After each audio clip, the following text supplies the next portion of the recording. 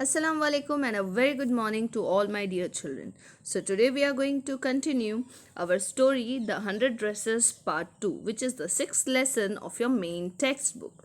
Children, in this lesson we have seen that Vanda Petronsky's father has written a letter to the principal, and principal sends the letter to the class teacher Miss Mason, and Miss Mason, she reads the letter to the class, and in that letter it was written that he is not going to send his children to school anymore, because their kids were making fun of their different names. So we are going to see how it has affected Maddie and Peggy. So these two girls actually they start regretting about it, and thus both of them decide to go to Bogin's Height. So let us read our lesson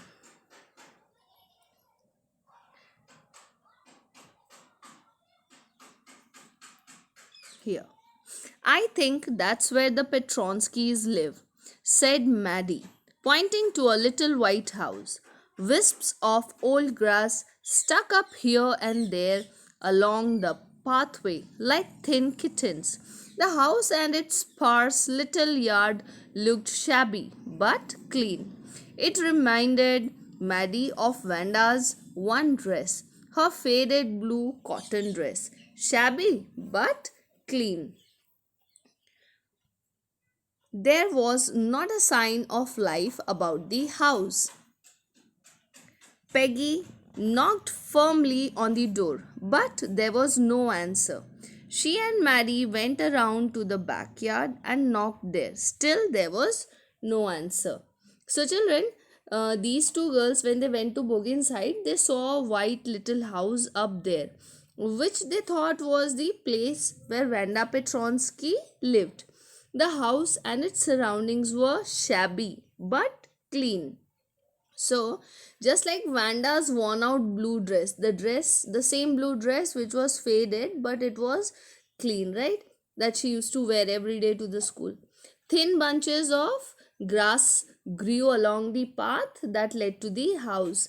They resembled thin kittens. No one could be seen around the house. Now, this signifies that everybody has left the house. They knocked both at the front and the backyard doors, but to their disappointment there was no answer. That means there was nobody in the house now. There was no doubt about it. The Petronskis were gone. How could they ever make amends? They turned slowly and made their way back down the hill. Well, anyway, said Peggy, she is gone now, so what can we do? Besides, when I was asking her about all her dresses, she probably was getting good ideas for her drawings. She might not even have won the contests otherwise. So here we come across making a new word, making amends. That means to show that one is sorry by doing something good. Okay. So, children, now the Petronskis had gone, and along with them, Maddie and Peggy's last chance to make amendments were also gone. So, in order to comfort herself, Peggy started saying that Vanda must have looked for drawing inspiration only after she started her dresses game. And hadn't she done that, Vanda would have never won the drawing competition. She is consoling herself by giving excuses. So here we see Maddie turned this idea carefully over in her head, for if there were anything in it, she would not have to feel so badly. But that night, she could not get to sleep. She thought about Vanda and her faded blue dress, and the little house she had lived in. And she thought of the glowing picture those 100 dresses made, all lined up in the classroom. At last, Maddie sat up in bed and pressed her forehead tight in her hands and really thought. This was the hardest thinking she had ever done. After a long time, she reached an important conclusion. She was never going to stand by and say nothing again. So here we see Maddie also tried to convince her after what Peggy said, and that if this is the case, she doesn't have to feel so bad. But later that night, she couldn't sleep as she was thinking constantly about Vanda's little house and her faded blue dress. Both were shabby, but both were clean, and her glorious 100 dresses that were all lined up in the classroom. Instead of the closet, they were lined up in the classroom that day. Finally, she sat in her bed and started thinking very deeply. Now, the hardest, she says that she had never thought about something or somebody like this before. That is why she said that it was the hardest thinking she had ever done. Then she pressed her forehead tight in her hands, which indicated that she was really trying to concentrate. After thinking so much and so deeply, she came to a conclusion that she will always stand against the wrongs and will never say nothing when she has to. Okay, children. So, if she ever heard anybody picking on someone because they were funny looking or because they had strange names, she would speak up even if it meant losing Peggy's friendship. She had no way of making things right with Vanda, but from now on she would never make anybody else that unhappy again. So this was the moment which has changed Maddie. Now she decided that she would never let anybody make fun of others because of their appearance, name, clothes, or where they come from. Then she thought that she would not shy to speak up against Peggy, even if it meant losing her friendship. She could not go to the past to make amendments with Vanda, no matter how much she wanted to. But from now on, she decided that she's never going to let another person feel embarrassed or unhappy again. Okay, children. Then on Saturday, Maddie spent the afternoon with Peggy.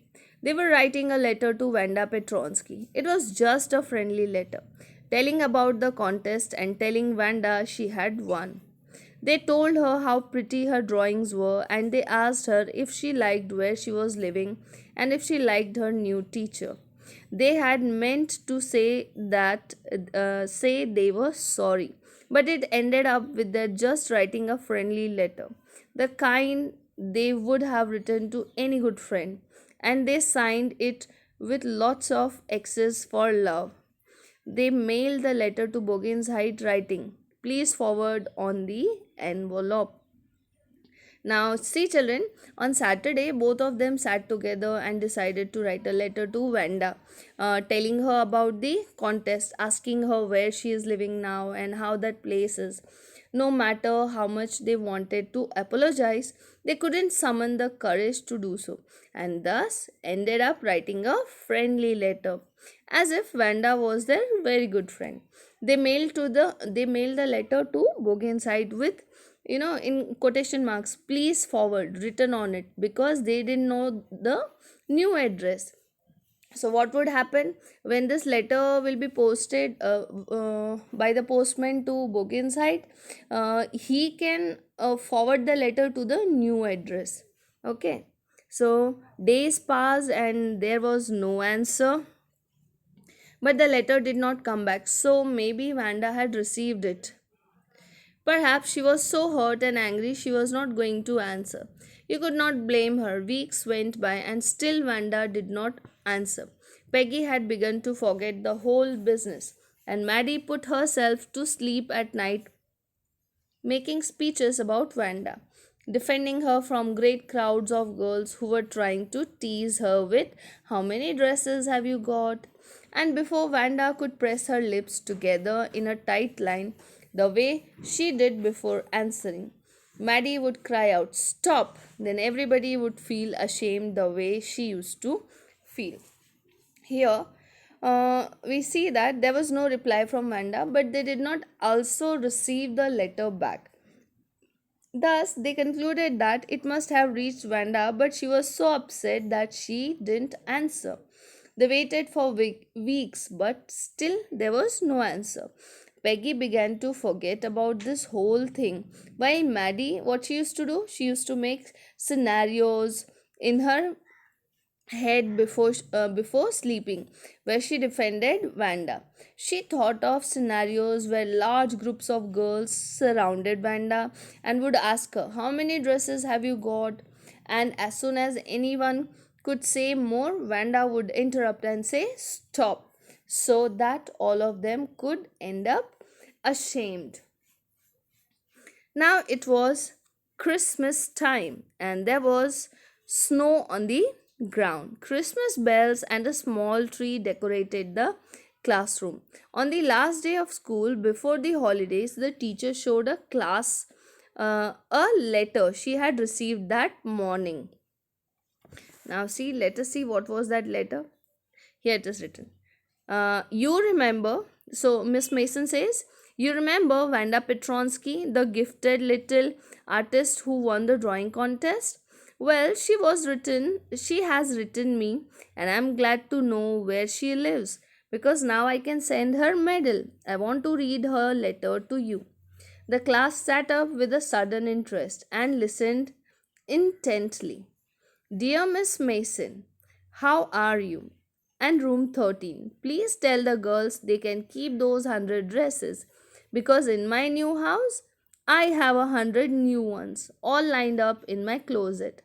I would like that girl Peggy to have the drawing of the green dress with the red trimming and her friend Maddie to have the blue one. For Christmas, I missed that school and my new teacher does not equalize with you. Merry Christmas to you and everybody. Yours truly, Vanda Petronsky. Okay, so now this was a letter from Vanda, right? So, what has happened here, children, is uh, the letter began in a very friendly tone, and Venda asked how everyone was and that they could keep her 100 dresses because in a new house she has another lot of 100 dresses and they were all lined up in her closet. Now, she specifically mentioned the dress she wanted Maddie and Peggy to take home.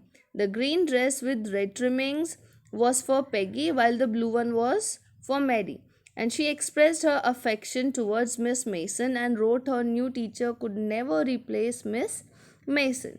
And she winded up the letter by wishing everyone a Merry Christmas and also wrote that she missed everyone in room number 13. On the way home from school, Maddie and Peggy held their drawings very carefully. All the houses and wreaths and holly in the windows, outside the grocery store, hundreds of Christmas trees were staked. And in the window, candy, peppermint sticks, and cornucopias of shiny transparent paper were strung. What is cornucopias? Decorative containers, okay, so which are usually filled with flowers and fruits. The air smelled like Christmas and a light shining everyone reflected different colors on the snow. Boy, said Peggy, this shows she really likes us. It shows she got our letter and this is her way of saying that everything's all right. And that's that. I hope so, said Maddie. Sadly, she felt sad because she knew she would never see the little tight lipped, polished girl again and couldn't ever really make things right between them. She went home and she pinned her drawing over a torn place in the pink flower, uh, pink flowered wallpaper in the bedroom. The shabby room came alive from the brilliancy of the colors. Maddie sat down on her bed and looked at the drawing. She had stood by and said nothing, but Vanda had been nice to her anyway. So, uh, here we see children. Huh. Holly, there is a word called holly. Holly means a shrub having prickly dark green leaves. Okay. So it was a Christmas season, and all the houses were decorated. Grocery stores were stocked with Christmas trees, candy, peppermint sticks, and other Christmas stuff. The atmosphere was colorful and joyful. And Maddie and Peggy took home the drawings very carefully. When Peggy realized that the gesture implied that Wanda liked them, they also assumed that she got their letter and everything was peaceful between them now. Now, Maddie, on the other hand, was quite sad because she would never be able to see that polished, tight lipped girl again. She had never get a chance to make amends. Okay, so then as soon as Maddie reached home, she displayed her drawing on that part of the wall from where her pink flowered wallpaper was slightly torn. Now, Maddie's room was shabby too, but the drawing made it lively. She stared at the drawing constantly and thought how nice Wanda had been to them. Okay, tears blurred her eyes and she gazed for a long time at the picture. Then hastily she rubbed her eyes and studied it intently. The colors in the dress were so vivid that she had scarcely noticed the face and head of the drawing. But it looked like her, Maddie. It really looked like her own mouth. Why? It really looked like her own self. Wanda had really drawn this for her. Excitedly, she ran over to Peggy's. Peg, she said, let me see your picture. What's the matter? Asked Peggy as they clattered up to her room where Vanda's drawing was lying, face down on the bed. Maddie carefully raised it. Look, she drew you. That's you, she exclaimed, and the head and face of this picture did look like Peggy. What did I say? Said Peggy. She must have really liked us anyway. Yes, she must have, agreed Maddie, and she blinked away the tears that came every time she thought of Wanda standing alone in that sunny spot in the schoolyard, looking stolidly over at the group of laughing girls. After she had walked off, after she had said, sure, 100 of them all lined up. So here, children, we see that while staring at the drawing Wanda had given her, Maddie's vision got blurred from tears. She rubbed her eyes and noticed that Wanda had actually drawn Maddie's face along with the dress. The colors of the dress were so bright and vibrant that the face was hardly visible. Maddie got excited and ran towards Peggy's house to check if she had noticed it too. As soon as she reached Peggy's house, she asked her for the picture. The drawing was lying upside down on the bed. Maddie raised it, and yes, it was Peggy in that drawing. Both were left in shock and awe at the same time. And Peggy exclaims that she was right about the thought that Wanda liked them. And Maddie, whose eyes get filled with tears every time she recalled that scene where Wanda would look at the girls laughing at her, and also agreed with Peggy. So, this is it, children. It was a really wonderful story wherein the self realization came to the two girls, Maddie and Peggy, who were really good at heart, but unknowingly they teased a girl just for the sake of her different name. But later, sooner or later, when they had realized their mistake, now their eyes were filled with tears, and they would never do this again to anybody in life. So here we learn a lesson that we should not judge a person by his origin, by his dressing, by his color, complexion, caste, creed. We should judge a person on the basis of his abilities and good behavior. I hope you would have liked the lesson. I hope you would have understood the lesson. We will be doing the question answers and exercises in the next video. Thank you and have a great day ahead.